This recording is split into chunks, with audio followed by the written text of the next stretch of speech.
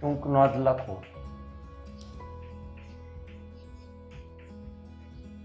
Cyclotron.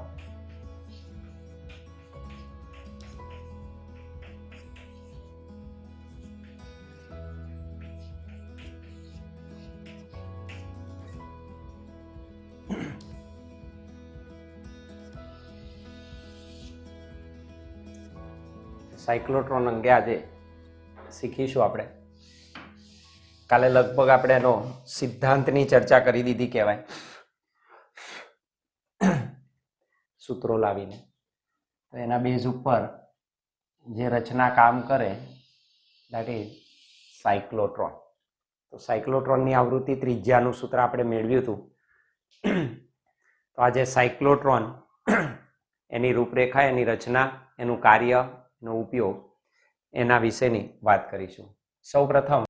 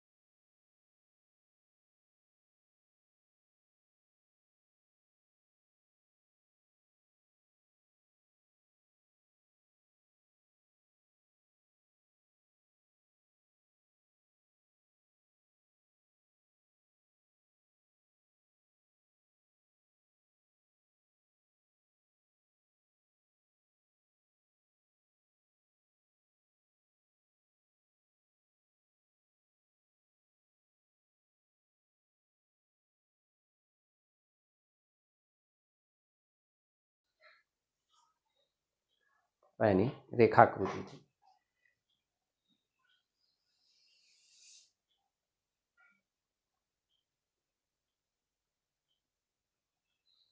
તો આખી આ સાયક્લોટ્રોનની રચના છે, રેખાકૃતિ છે, એની રૂપરેખા આપણે રજૂ કરી.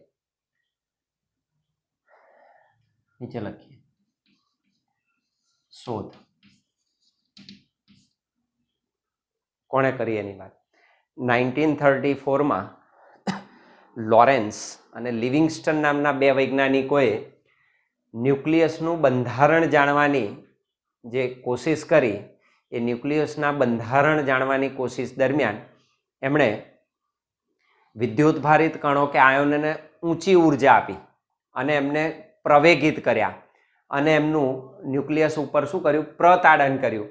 એના આધારે એ બંને સાયક્લોટ્રોનની શોધ કરી એમ આપણે કહી શકીએ. તો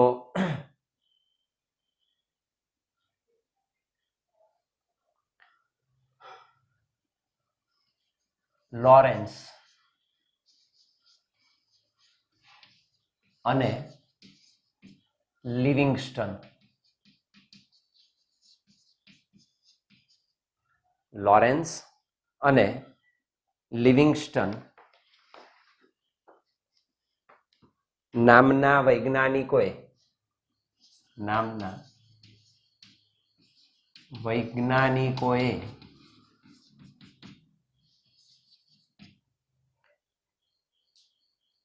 ન્યુક્લિયસનું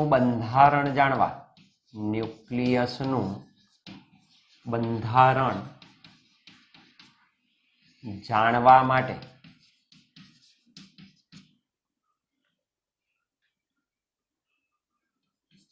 વિદ્યુતભારિત કણો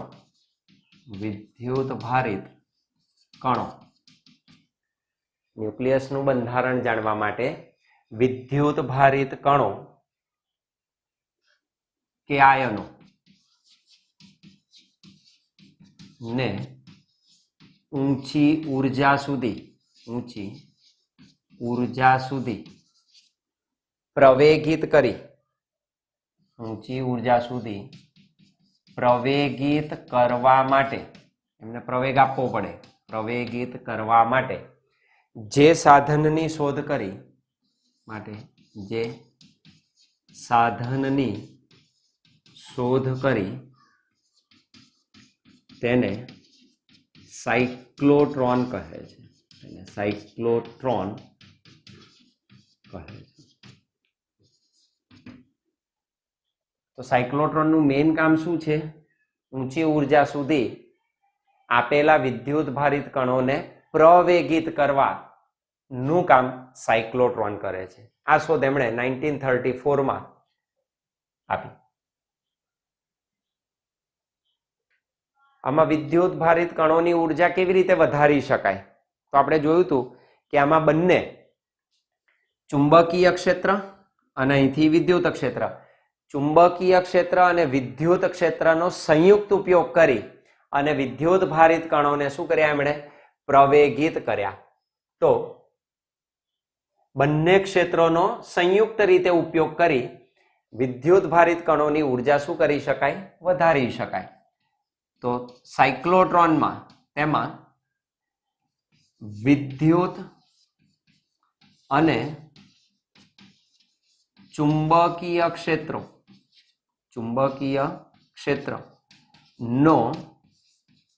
સંયુક્ત ઉપયોગ કરી વિદ્યુત ભારિત કણોને ઉર્જા આપી એમની ઉર્જામાં વધારો કરી શકાય. ક્ષેત્રનો સંયુક્ત ઉપયોગ કરી વિદ્યુત ભારિત કણોની ઉર્જા વધારી શકાય, એની ઉર્જામાં વધારો કરી શકાય. તો સંયુક્ત ક્ષેત્રોનો એમણે શું કર્યો? ઉપયોગ કર્યો. અને આ બંને ક્ષેત્રો પરપેન્ડિક્યુલર હોય. ચુંબકીય ક્ષેત્ર પૃષ્ઠને લંબ રૂપે બહાર દિશામાં છે, જ્યારે વિદ્યુત ક્ષેત્ર તમને પ્લસથી માઇનસ તરફ સમતલમાં, પ્લસથી માઇનસ અથવા તો સમતલમાં આપેલું છે. તો વિદ્યુત ક્ષેત્ર સમતલમાં છે, જ્યારે આપેલું ચુંબકીય ક્ષેત્ર પૃષ્ઠને લંબ દિશામાં છે. એટલે બંને આ સ્થિતિમાં ગોઠવાયેલા છે. તો આ સ્થિતિમાં આપેલા બંને ક્ષેત્રો એકબીજાને ક્રોસ કરે છે, પરસ્પર લંબ રૂપે છે. એટલે બંનેને ક્રોસ ફિલ્ડ પણ તરીકે ઓળખી શકાય. ક્રોસ ફિલ્ડ તરીકે પણ બંનેને ઓળખી શકાય. તો બંને વિદ્યુત ક્ષેત્રો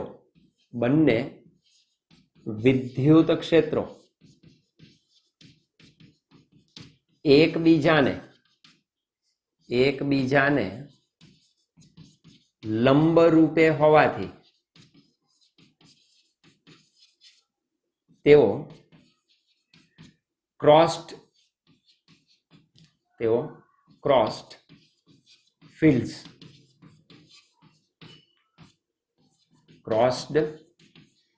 ફિલ્ડ્સ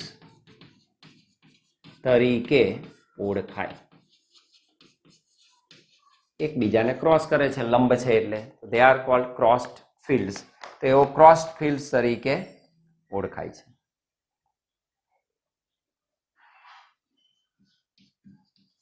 કઈ હકીકતનો ઉપયોગ કરીને સાયક્લોટ્રોન તૈયાર કરવામાં આવ્યો? તો એની હકીકત.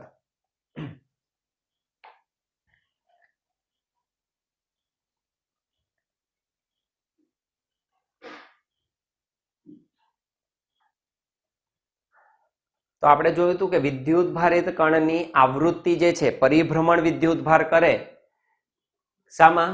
વિદ્યુત અને ચુંબકીય ક્ષેત્રોમાં સંયુક્ત રીતે જ્યારે લાગતા હોય ને આપેલો વિદ્યુત ભાર લંબ રૂપે તમે દાખલ કરો વિવેકથી, ત્યારે આપેલો વિદ્યુત ભારિત કણ જે પરિભ્રમણ કરશે, પરિભ્રમણની આવૃત્તિ ઉર્જા પર આધારિત નથી, એની ઝડપ પર આધારિત નથી, કે એની ત્રિજ્યાના માર્ગ પર ડિપેન્ડન્ટ નથી. તો ઉર્જા પર આધારિત ન હોવાથી આ જે હકીકત મળી, એ હકીકતનો ઉપયોગ સાયક્લોટ્રોનની રચના તૈયાર કરવામાં થયો. એટલે કે પરિભ્રમણની આવૃત્તિ ઉર્જા પર આધારિત નથી. તો ચુંબકીય ક્ષેત્રમાં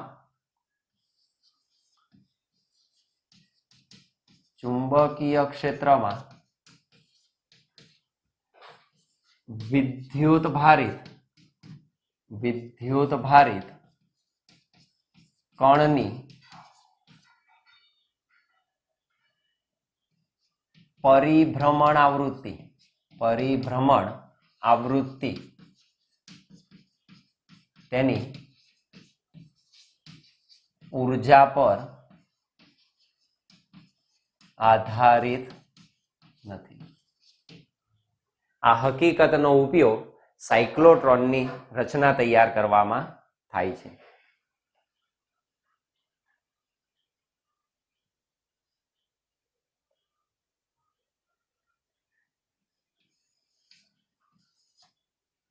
હવેની રચના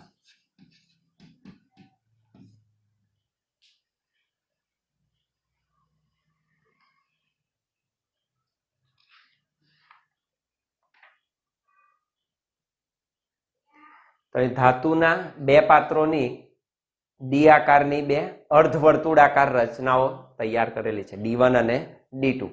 તો અહીં ધાતુના બે અર્ધવર્તુળાકાર પાત્રો જેવી તક્તિઓ, બંને તક્તિઓ છે, ડિસ્ક છે, તો તક્તિઓ D1 અને D2 માં જે વિદ્યુત ભારિત કણ છે P દેખાડ્યો છે, તો વિદ્યુત ભારિત કણો મોટા ભાગના સમય માટે અંદર શું કરે છે? ગતિ કરે છે, પોતાની ઉર્જામાં વધારો કરે છે ત્યાં આગળ, કારણ કે વેગ વધતો જાય, ત્રિજ્યા વધતી જાય, ગતિ હેલિકલ બને, તો એક કમાન આકારની ગતિ અહીં આગળ તૈયાર થાય અને ઉર્જા પણ શું થતી જાય? વધતી જાય। તો આપેલી રચનામાં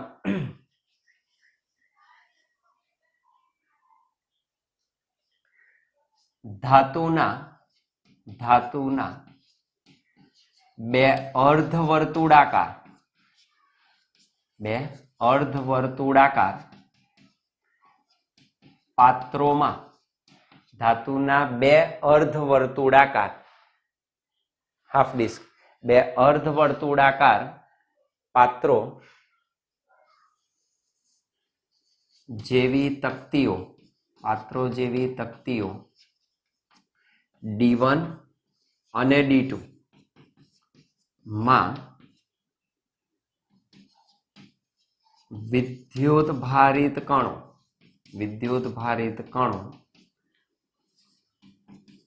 મોટા ભાગનો સમય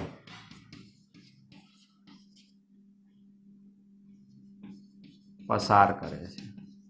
તો આ ડિસ્કમાં જ મોટા ભાગનો સમય આપેલા વિદ્યુત ભારિત કણો શું થાય છે? પસાર કરે છે, અથવા મોટા ભાગનો સમય ગતિ કરે છે। એમાં શું થાય? એમની ગતિ થાય। તો આપેલા કણો મોટા ભાગનો સમય એમાં શું કરે છે? ગતિ કરે છે, દે આર ઇન મોશન, અંદર એ મોટા ભાગનો સમય રહે છે।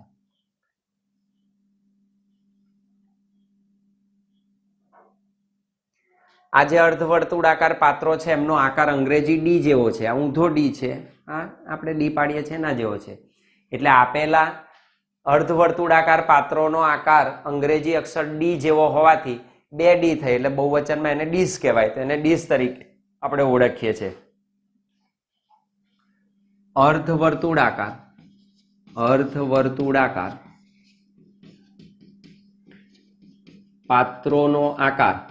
પાત્રોનો આકાર અંગ્રેજી ડી જેવો હોવાથી તેઓ ડીઝ તરીકે ઓળખાય,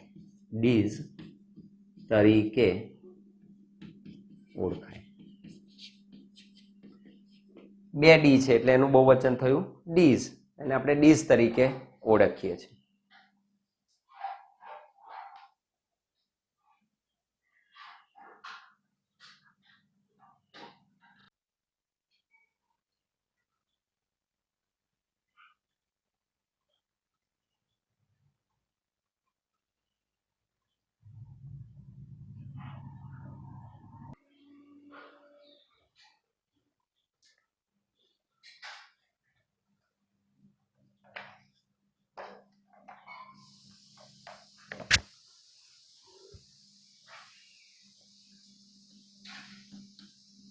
ધાતુના પાત્રોમાં જે બે અર્ધવર્તુળાકાર ડિસ્ક છે અથવા બે ડીશ છે એ ધાતુના પાત્રો છે, તો ધાતુના પાત્રોમાં વિદ્યુત ભારિત કણ પર વિદ્યુત ક્ષેત્રની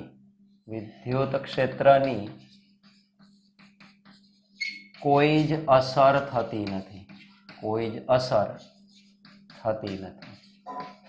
કારણ કે આ બે પાત્રોની અંદર ચુંબકીય ક્ષેત્ર છે, ત્યાં કોઈ વિદ્યુત ક્ષેત્ર નથી. વિદ્યુત ક્ષેત્ર આ બંને સપાટીની વચ્ચે આવે, પ્લસ થી માઇનસ તરફ. બરાબર? એટલે આ બંને પાત્રોની અંદરના વિસ્તારમાં કોઈ જ વિદ્યુત ક્ષેત્ર નથી. એટલે ધાતુના પાત્રોમાં જ્યારે વિદ્યુત ભારિત કણ ગતિ કરતો હોય તો એના ઉપર વિદ્યુત ક્ષેત્રની કોઈ જ અસર થતી નથી, પરંતુ માત્ર કયું ચુંબકીય ક્ષેત્ર લાગે છે.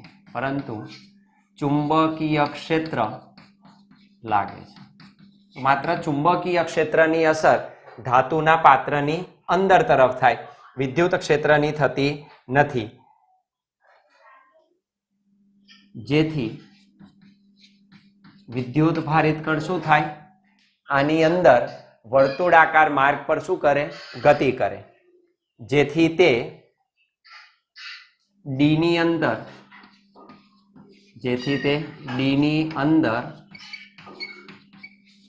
વર્તુળાકાર માર્ગ પર ગતિ કરે છે.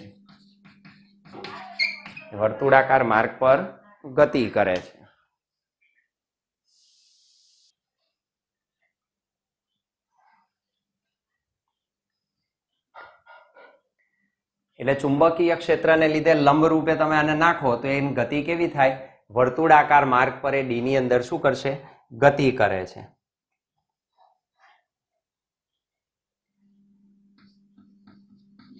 જેટલી વખત આ જે કણ છે એક ડી માંથી બીજી ડી માં જાય, જેટલી વખત આપેલો કણ એક ડી માંથી બીજી ડી માં દાખલ થાય તેટલા વખત આ વચ્ચેના વિસ્તારમાં એ વિદ્યુત ક્ષેત્રની અસર હેઠળ આવે અને વિદ્યુત ઉર્જા પ્રાપ્ત કરતો જાય. અંદર નહીં, જ્યારે ડી ની સપાટી ઉપર આવે અને એકથી બીજી ડી માં પ્રવેશ કરે એ વચ્ચેના સમયગાળામાં જ એના પર વિદ્યુત ક્ષેત્રની અસર થાય અને એટલી વખત એ ઉર્જા શું કરશે?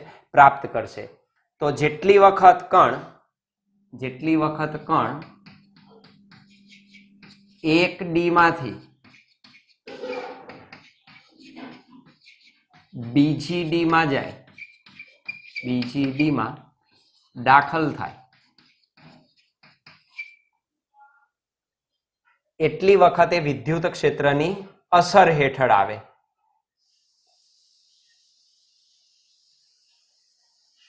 જેટલી વખત કણ એક ડી માંથી બીજી ડી માં દાખલ થાય તેટલી વખત અથવા દાખલ થાય તે દરેક વખતે તેટલી વખત તેના પર વિદ્યુત ક્ષેત્ર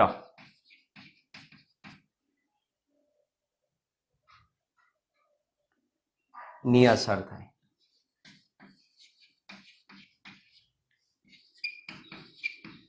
જેટલી વાર અહીંથી પ્રવેશ કરે એ દરેક વખતે શું કરતો જાય? વિદ્યુત ક્ષેત્રની અસર હેઠળ આવતો જાય. કહેવાનો ભાવાર્થ, અંદરના વિસ્તારમાં ચુંબકીય ક્ષેત્રની અસર હેઠળ વર્તુળાકાર માર્ગે ગતિ કરે અને એક ડી માંથી બીજી ડી માં દાખલ થતી વખતે દરેક વખતે એ વિદ્યુત ક્ષેત્રની અસર હેઠળ પસાર થાય છે.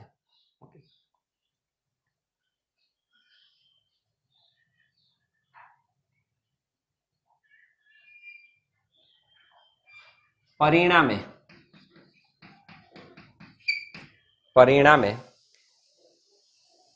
કણની ગતિ સાથે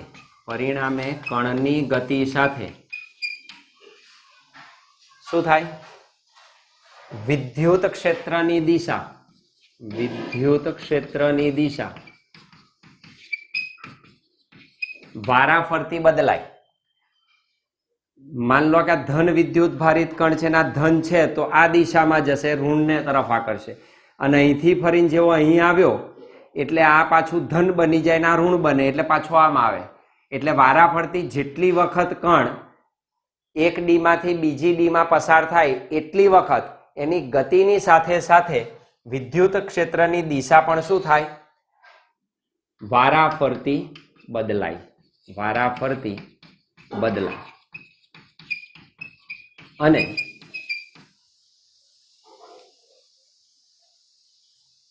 કણ પ્રવેગિત થઈ, કારણ કે વિદ્યુત ઉર્જા મેળવશે તો કણ પ્રવેગિત થઈ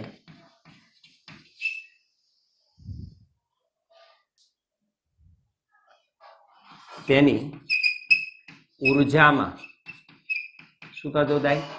ઉર્જામાં વધારો થતો જાય. એની ઉર્જામાં વધારો થતો જાય. અહીંથી જેમ બહાર નીકળે એમ એની ગતિ પ્રવેગિત બને. પ્રવેગિત બને એટલે એની ઉર્જા વધે. ઉર્જા વધે એટલે એનું વેગમાન વધ્યું. વેગમાન વધે એટલે એની ત્રિજ્યામાં વધારો. વધારાની ત્રિજ્યાના મોટા માર્ગે ગતિ કરે. ફરી અહીંથી દાખલ થાય તો પ્રત્યેક ક્ષણે પ્રવેગિત ગતિ મેળવતો જાય, ઉર્જા પ્રાપ્ત કરતો જાય અને તેમ તેમ એની ત્રિજ્યાના માર્ગમાં શું થતો જાય? વધારો થતો જાય. અને સાથે સાથે એની ઉર્જા પણ શું થતી જાય? વધતી જાય. તો એની ઉર્જા પ્રત્યેક ક્ષણે શું થતી જશે? વધતી જશે. જેમ ઉર્જા વધે, જેમ ઉર્જા વધે તેમ આપેલ વિદ્યુત ભારિત કણની વર્તુળાકાર માર્ગની ત્રિજ્યા માં પણ વધારો થાય. ઉર્જા વધે એટલે એની ત્રિજ્યા પણ શું થાય? વધે. તો તેમ વર્તુળાકાર માર્ગની ત્રિજ્યામાં પણ વધારો થાય. જેથી આપેલ માર્ગ હેલિકલ બને અથવા તો એને કહેવાય કમાન આકારનો બને, સર્પિલ આકાર બને છે. તો આ માર્ગ સ્પાઇરલ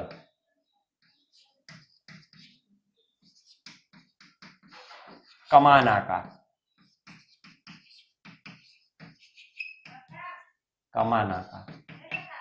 સ્પાઇરલ બને છે.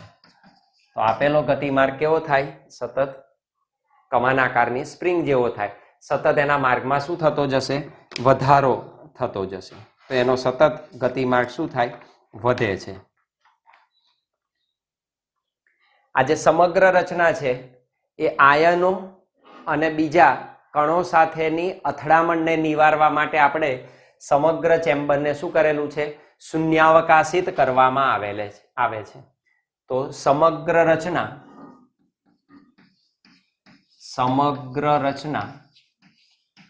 આયનો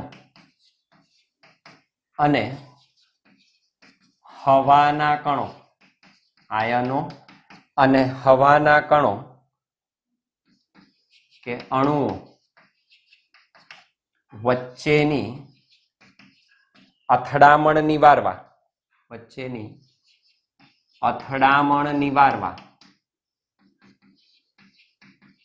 શું કરવું પડે? શૂન્યાવકાશિત કરવામાં આવે છે. ને તેની ઇફેક્ટ અંદર આવે તો આ કણ પાછો એ કણો સાથે પણ શું થાય? અથડામણ અનુભવે. તેનો માર્ગ ફંટાય, માર્ગ બદલાઈ જાય અને આપણે જેની જરૂર છે એ પ્રકારની ઉર્જા એ મેળવે નહીં. કારણ કે અથડામણ અનુભવે એટલે પોતાની ઉર્જા પણ શું કરે? ગુમાવે. એટલે આખું ચેમ્બર શૂન્યાવકાશિત કરવામાં આવે છે. આ બંને ડીઝ વચ્ચે આપણે ઊંચું દબાણ, વીજ દબાણ લાગુ પાડેલું છે. તો બંને ડીઝ વચ્ચે ઊંચી આવૃત્તિ, એને આપણે કહીશું ન્યુ એ, એસી ફ્રીક્વન્સી, ઊંચી આવૃત્તિનું વીજ દબાણ લાગુ પાડવામાં આવે છે.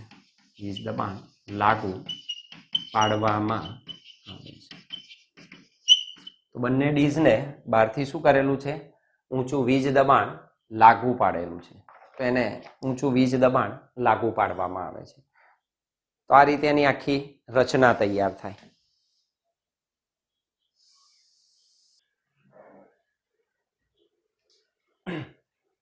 તો સાયક્લોટ્રોનના કાર્યની વાત.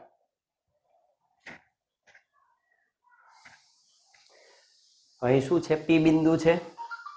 તો આપેલા ધન વિદ્યુત ભારિત કે ઋણ વિદ્યુત ભારિત કણોને બિંદુ પી પાસે શું કરવામાં આવે? મુક્ત કરવામાં આવે. આ બે ડીઝની વચ્ચેની જગ્યામાં આપેલા ધન કે ઋણ વિદ્યુત ભારિત કણોને મુક્ત કરવામાં આવે છે. આકૃતિમાં દર્શાવ્યા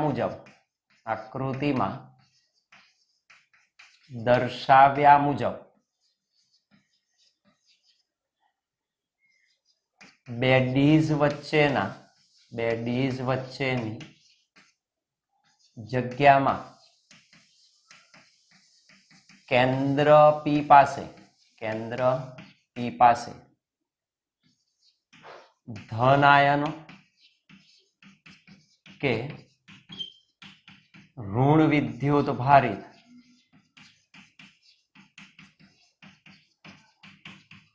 કણોને મુક્ત કરવામાં આવે છે. કેવી રીતે? કે જે ચુંબકીય ક્ષેત્ર છે એને લંબ રૂપે, તો જ એનો ગતિમાર્ગ વર્તુળાકાર થાય. તો એને લંબ રૂપે શું કરવામાં આવે? મુક્ત કરવામાં આવે છે. એટલે શું થશે? હવે ત્યાંથી એ વળશે એટલે કોઈ એક ડીમાં અર્ધવર્તુળાકાર માર્ગે શું થાય? આગળ વધે અને બે ડી વચ્ચેની જગ્યામાં T/2 આવર્તકાળના અડધા મૂલ્યમાં, તો આ અડધા આવર્તકાળ થાય એટલે ફરી પાછો એ ત્યાંનો ત્યાં બે વચ્ચેની જગ્યામાં પાછો આવે છે. તે કોઈ પણ એક ડીમાં શું થશે? અર્ધવર્તુળાકાર માર્ગે દાખલ થાય. તો એક ડીમાં અર્ધવર્તુળાકાર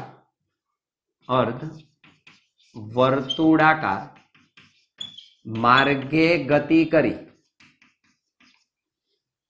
તો અર્ધવર્તુળાકાર માર્ગે ગતિ કરી બે ડી વચ્ચેની જગ્યામાં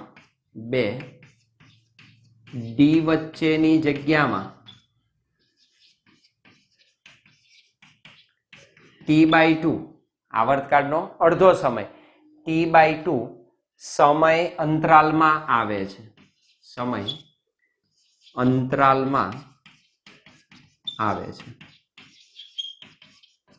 તો ગોઠવણી એવી છે કે અહીંથી દાખલ થતો વિદ્યુત ભાર અર્ધવર્તુળાકાર ગતિ કરીને ફરી પાછો આવે ત્યારે અર્ધ આવર્તકાળ જેટલો સમય થાય અને બીજો અર્ધ આવર્તકાળ બીજામાં લે અને એમ કરીને આખું પૂર્ણ ચક્ર શું કરે? પૂર્ણ પરિભ્રમણ પૂર્ણ કરે. તો એક પરિભ્રમણ માટે લાગતો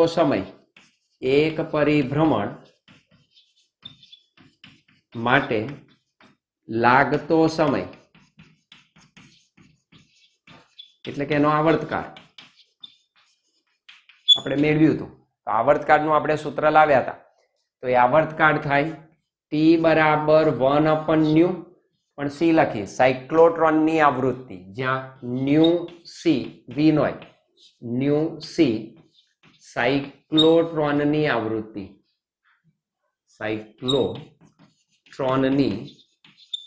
આવૃત્તિ એની ફ્રીક્વન્સી છે. તો આવૃત્તિનો વ્યસ્ત આવર્તકાળ કહેવાય. તો T બરાબર 1/ν/c. જે સૂત્ર હતું that is T is equal to twice pi m upon qb. Omega વાળું સૂત્ર આપણી પાસે હતું, ઓમેગા બરાબર qb/m. એના ઉપરથી તમે આ મેળવી શકો. તો T બરાબર 2πm/qb મળે. અથવા ફ્રીક્વન્સી લખવી હોય તો આનો વ્યસ્ત ν/c is equal to qb/2 pi. It is number 1. તો એની આવૃત્તિ qb/2 pi m જેટલી થાય. સેમ. ઓકે. તો આટલી સાયક્લોટ્રોનની તમને આવૃત્તિ મળે.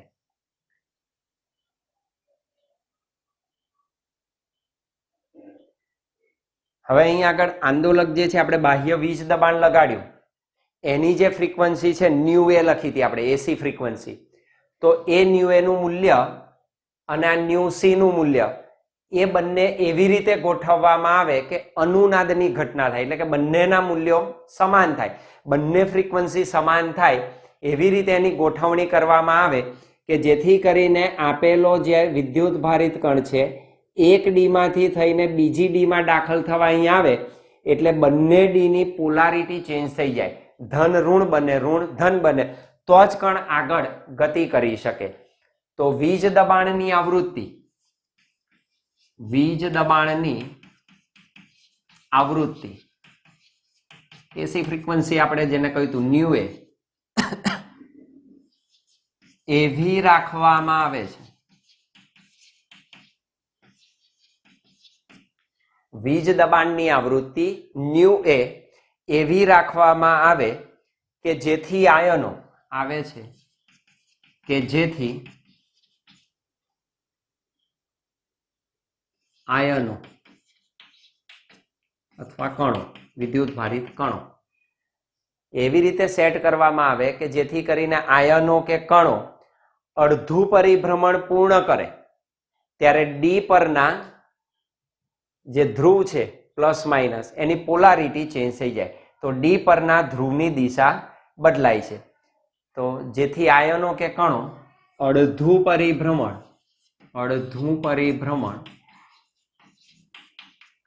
પૂર્ણ કરે ત્યારે ડી પરની ધ્રુવની દિશા પોલારિટી બદલાય છે. કારણ કે એસી ફ્રીક્વન્સી છે એટલે પ્લસ માઇનસ થયા કરે, તો એવી રીતે ગોઠવણ કરેલી છે તો તમે ન્યુ એ ફ્રીક્વન્સી એવી સેટ કરી શકો કે જેથી કરીને હાફ સર્કલ પૂરું થાય અને અહીંયા આવે તો આ ધન આયન હોય તો અહીંયા આગળ ઋણ થઈ જાય અને આ ધન બની જાય, ફરી પાછો અહીંયા આવે એટલે પોલારિટી ચેન્જ થઈ જાય, ફરી પાછો આ ધન થઈ જાય, આ ઋણ થઈ જાય, એટલે સતત એની ગતિ શું થાય, જળવાઈ રહે. તો એ રીતે એની ગોઠવણ કરેલી હોય છે. અહીં આ કેવી રીતે ગોઠવવામાં આવે તો કહ્યું તેમ ન્યુ એ બરાબર ન્યુ સી થવું જોઈએ. સાયક્લોટ્રોનની આવૃત્તિ જેટલી જો એસી ફ્રીક્વન્સી મળે તો અનુનાદની શરતનું પાલન થાય અને આપણને મેક્સિમમ એ ગતિ મળી શકે. તો ન્યુ એ બરાબર ન્યુ સી ની જરૂરિયાત અનુનાદની શરત, રેઝોનન્સ અનુનાદની શરત પૂરી પાડે. તો આ અનુનાદની શરત થઈ, તો એ અનુનાદની શરતનું પાલન થવું જોઈએ.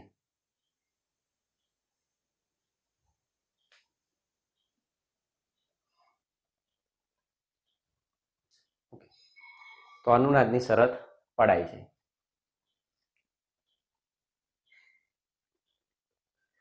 હવે આ જે વીજ સપ્લાય છે, વીજ દબાણ છે, એ વીજ દબાણની કડા ફેઝ એવી રીતે આપણે બદલી શકીએ કે જેથી ધન આયનો D1 કે જેથી ધન આયનો જે છે એ D1 ની ધાર પર આવે ત્યારે આપેલું જે D2 છે બીજા D ની ધાર ત્યાં આગળ વીજ દબાણ ઓછું હોય એટલે કે ઋણ હોય, તો અહીંયા વીજ દબાણ ઓછું હોય અને જેથી કરીને આયનો શું થશે, પ્રવેગિત ગતિ કરી શકે. તો વીજ દબાણની કડા એટલે કે એનો ફેઝ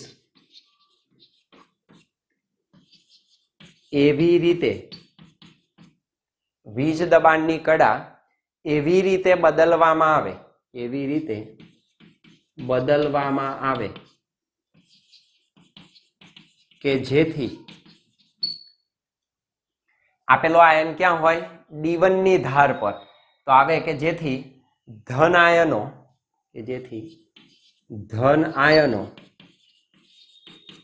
D1 ની ધાર, D1 ની જે એજ છે એ D1 ની ધાર પર આવે ત્યારે D2 બીજી ડીશ છે એ બીજી ડીશ D2 ઓછા વીજ દબાણ પર T2 ઓછા વીજ દબાણ પર રહે, એટલે કે માઇનસ પર રહે, પેલું પ્લસ હોય તો એ માઇનસ પર રહે, જેથી આયનો પ્રવેગિત થાય, જેથી આયનો પ્રવેગિત બને, આયનો પ્રવેગિત, આ પ્રક્રિયા સતત ચાલુ રહે.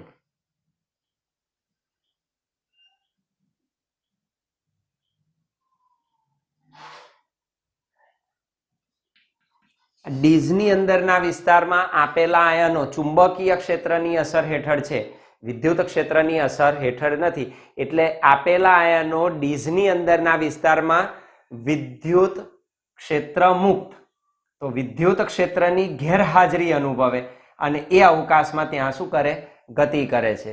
તો ડી ની અંદર વિદ્યુત ક્ષેત્ર થી મુક્ત અવકાશમાં આયનો ગતિ કરે. ચુંબકીય ક્ષેત્રની અસર થાય, વિદ્યુત ક્ષેત્રની અસર અંદર થાય નહીં. અને જેટલી વખત 1D માંથી અને જેટલી વખત 1D માંથી બીજી D માં દાખલ થાય, 1D માંથી બીજી D માં દાખલ થાય, ત્યારે D માંથી બીજીમાં દાખલ થાય ત્યારે આયનો છે, માન લો કે પ્રોટોન કે ઇલેક્ટ્રોન છે, તો E જેટલો એનો ચાર્જ છે અને સ્થિતિમાન આપણે V લાગુ પાડ્યું છે, તો EV જેટલી ઉર્જા સતત શું કરતા જાય, પ્રત્યેક ક્ષણે મેળવતા જાય. તો જેટલી વખત 1D માંથી બીજીમાં દાખલ થાય ત્યારે તેમની ઉર્જામાં EV જેટલો દર વખત શું થાય, વધારો થાય. એમની ઉર્જા સતત શું થતી જાય, EV જેટલી પ્રત્યેક ક્ષણે વધતી જાય છે.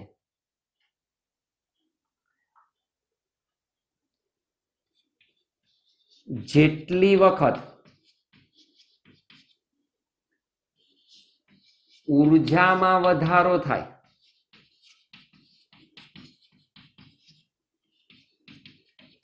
તેટલી વખત તેની ગતિ ઉર્જા વધે. ગતિ ઉર્જા વધે એટલે વેગ વધે. તો જેટલી વખત ઉર્જામાં વધારો થાય તેટલી વખત ગતિ ઉર્જા વધે અને સાથોસાથ એનો જે વર્તુળાકાર ગતિમાર્ગ છે, તો વર્તુળાકાર ગતિમાર્ગની ત્રિજ્યા પણ વધે. તો ઉર્જા વધે એટલે કે ગતિ ઉર્જામાં વધારો થાય, ને ગતિ ઉર્જા વધે એટલે વેગ વધ્યો, વેગ વધે એટલે વેગમાનમાં વધારો થાય, વેગમાન વધે એટલે આપણે સૂત્ર જોયું હતું R બરાબર mv/qb, તો એને ગતિમાર્ગની ત્રિજ્યા પણ શું થતી જાય, વધતી જાય. એની ગતિમાર્ગની ત્રિજ્યા વધતી જાય. આવું ક્યાં સુધી ચાલે, તો કે આપેલો આયન કે કણ જ્યાં સુધી ડી ની પરિઘની સપાટી સુધી ના પહોંચે ત્યાં સુધી આ પ્રક્રિયા ચાલે. એટલે કે ડી ના પરિઘની ત્રિજ્યા જેટલા વર્તુળ માર્ગની ત્રિજ્યા ન બને ત્યાં સુધી આ પ્રક્રિયા શું થાય, સતત જળવાઈ રહે, સતત ચાલુ રહે. અને જેવો આપેલો વિદ્યુત ભારિત કણ કે આયન ની ત્રિજ્યા ડી ના પરિઘની ત્રિજ્યાની આસપાસ થાય, એટલે કે હાઈએસ્ટ ઉર્જા ગ્રહણ કરે, એટલે વચ્ચે એક વિક્ષેપ પટ્ટી મૂકી અને છિદ્ર દ્વારા એ વિદ્યુત ભારિત કણને શું કરવામાં આવે, બહાર ઝડપી લેવામાં આવે. તો જ્યાં સુધી આયનો એટલી ઉર્જા પ્રાપ્ત ન કરે, એટલી ऊर्जा प्राप्त न करे કેટલી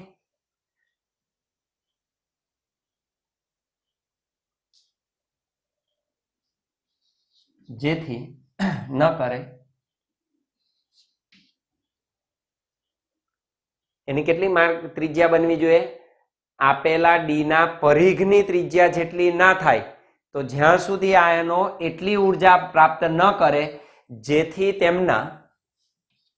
તેમના ગતિમાર્ગની ત્રિજ્યા ડી ના પરિઘ ની ત્રિજ્યા જેટલી બને જેથી તેમના ગતિમાર્ગની ત્રિજ્યા ડી ના પરિઘની ત્રિજ્યા જેટલી મળે અથવા તો જેટલી ન થાય એના જેટલી ના થાય ત્યાં સુધી આયનો શું થાય ઊર્જા સતત પ્રાપ્ત કરે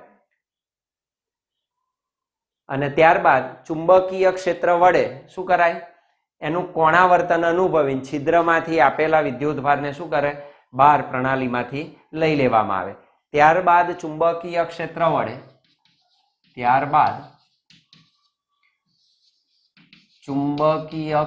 વડે કોણાવર્તન કરાવી ચુંબકીય ક્ષેત્ર વડે કોણાવર્તન અનુભવી ચુંબકીય ક્ષેત્ર વડે કોણાવર્તન અનુભવી કણોને છિદ્રમાંથી પ્રણાલીની એટલે તંત્રની બહાર પ્રણાલીની બહાર કાઢી લેવામાં અથવા તો બહાર ઝડપી લેવામાં આવે છે અને તંત્રની બહાર લઈ લેવામાં આવે એનું ડિટેક્શન બહારની તરફ કરવામાં આવે તો કણોને વર્તન અનુભવી કણોને છિદ્રમાંથી પ્રણાલીની બહાર કાઢી અથવા ઝડપી લેવામાં આવે આમ ત્રિજ્યાનું સૂત્ર હતું આપણી પાસે આર બરાબર શું mv upon qb ત્રિજ્યા આર બરાબર mv upon qb પરથી ઝડપનું સૂત્ર મળે v બરાબર શું લખાય qbr upon m that is number 3 તો v બરાબર qbr upon m એટલે આયનોની ગતિ ઉર્જા મળે આના ઉપરથી આથી કેટલી ગતિ ઉર્જા તો આયનોની ગતિ ઉર્જા that is 1/2 mv square is equal to 1/2 m આનો square q square b square r square upon m square this one m gets cancelled that is 1/2 mv square is equal to q square b square r square upon twice m એની ગતિ ઉર્જા આટલી મળે તો ગતિ ઉર્જા તંત્રની આટલી થાય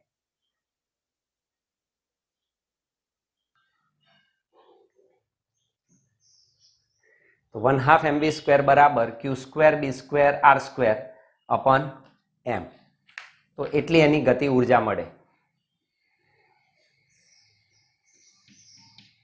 તો સાયક્લોટ્રોનનું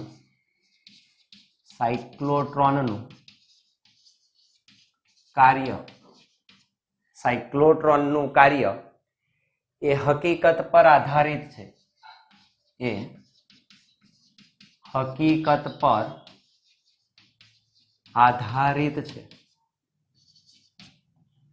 કઈ હકીકત કે જેમાં આયનનું એક પરિભ્રમણ થાય તો એના માટે જે સમય લાગે એ સમય એની ઝડપ પર કે એની કક્ષાની ત્રિજ્યા ઉપર આધારિત નથી તો જેમાં આયનના એક પરિભ્રમણ જેમાં આયનના એક પરિભ્રમણ માટે લાગતો સમય, એક પરિભ્રમણ માટે લાગતો સમય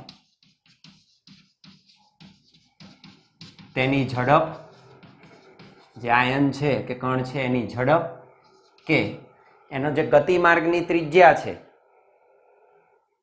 એ ભ્રમણ કક્ષાની ત્રિજ્યા, તેની ઝડપ કે ભ્રમણ કક્ષાની ત્રિજ્યા પર આધારિત નથી, એના ઉપર એ ડિપેન્ડન્ટ નથી, પર આધાર રાખતો નથી. એટલે સાયક્લોટ્રોનની જે આવૃત્તિ છે અથવા એનો આવર્તકાળ છે એ ઝડપ કે ત્રિજ્યા ઉપર આધારિત નથી, તો એના ઉપર એ આધાર રાખતો નથી, એના ઉપર એ ડિપેન્ડન્ટ છે અને આટલી ગતિ ઉર્જા એ મેળવી શકે. અને આ ગતિ ઉર્જા મેળવે એટલે આ સાયક્લોટ્રોનની આવૃત્તિ થઈ, ડીઝની આવૃત્તિ થઈ, તો ડીઝના પરિઘ જેટલી આવૃત્તિ એટલે ત્રિજ્યા એટલે એને કેપિટલ આર લખી દઈએ, તો આ જે સ્મોલ આર છે એને આપણે રિપ્લેસ કરી શકીએ કેપિટલ આર વડે. This is equal to capital R square, capital R square. તો હાઈએસ્ટ ઉર્જા મળે કારણ કે આપણે પરિઘની ત્રિજ્યા જેટલી ત્રિજ્યા બનાવવાની છે, તો વર્તુળ ગતિમાર્ગની ત્રિજ્યા સ્મોલ આર, થવી કોના જેટલી જોઈએ? ડીઝના પરિઘ જેટલી, કે ડીની જે કઈ ત્રિજ્યા છે એ ત્રિજ્યા જેટલું તમને મળવું જોઈએ, તો હાઈએસ્ટ તમને ગતિ ઉર્જા મળે.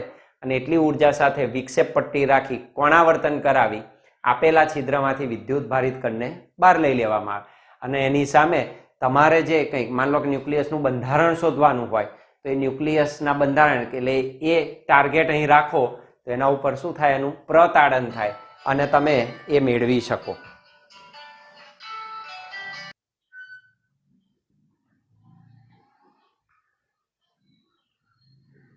નીચેના ઉપયોગ. સાયક્લોટ્રોનનો ઉપયોગ.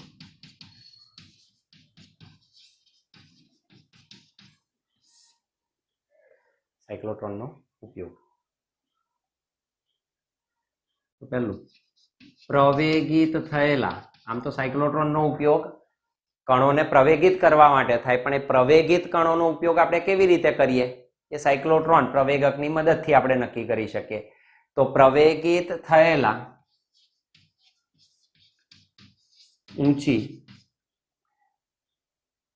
ઉર્જાવાળા કણોને, ઊંચી ઉર્જાવાળા કણોને ન્યુક્લિયસ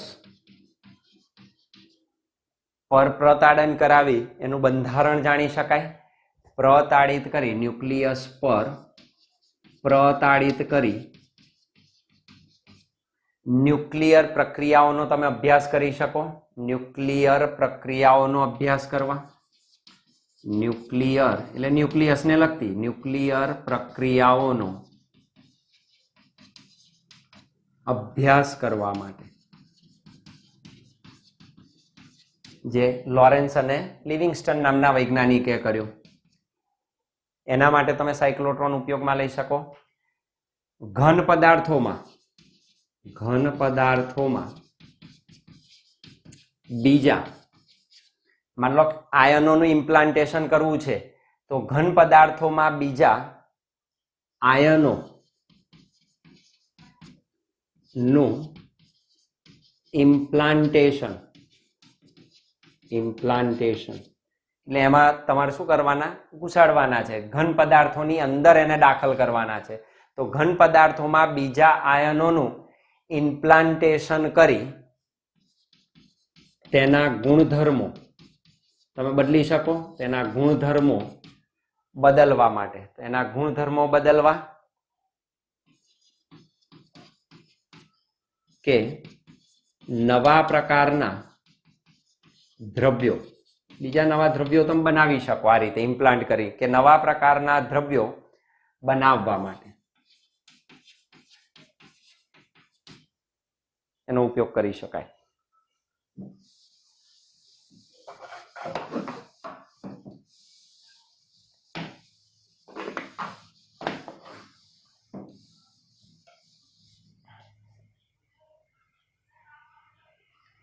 ત્રીજું, ρ નિદાન, કોઈ ડિસીઝ તમને થયો હોય તો રોગ નિદાન કે નિવારણ, ખાસ કરીને કેન્સરના પેશન્ટ માટે, એના રોગ માટે, કારણ કે એના જમ્સ બિલકુલ નાના હોય તો તમે સાંભળ્યું છે કીમોથેરાપી, તો કીમોથેરાપીમાં સાયક્લોટ્રોનનો ઉપયોગ થાય. સાયક્લોટ્રોન પ્રવેગક છે એટલે જે સૂક્ષ્મ કણો છે એ સૂક્ષ્મ કણોને ખૂબ ઊંચી ઉર્જા સાથે આપણા શરીર ઉપર શું કરવામાં આવે, પ્રતાડિત કરવામાં આવે. જ્યાં આગળ કેન્સરની ગાંઠ કેવું હોય એના ઉપર સતત એનો મારો ચલવે તો એ ઉર્જાને કારણે ગરમ થાય, ગરમ થાય તો એ કોષ શું થઈ જાય, બળી જાય. એ કીમોથેરાપી છે. તો રોગ નિદાન કે નિવારણ માટે હોસ્પિટલોમાં, રોગ નિદાન કે નિવારણ માટે હોસ્પિટલોમાં રેડિયો એક્ટિવ પદાર્થો બનાવવા માટે, કૃત્રિમ રેડિયો એક્ટિવ પદાર્થો, દ્રવ્યો તૈયાર કરવા. તો કૃત્રિમ રેડિયો એક્ટિવ પદાર્થો આપણે તૈયાર કરી શકીએ જે રોગ નિવારણ માટે આપણને કામ લાગે. તો એવા પદાર્થો તૈયાર કરવા માટે આ સાયક્લોટ્રોન શું છે, ઉપયોગી છે. તો સાયક્લોટ્રોનનો એ રીતે તો આપણે ઉપયોગ કરી શકીએ.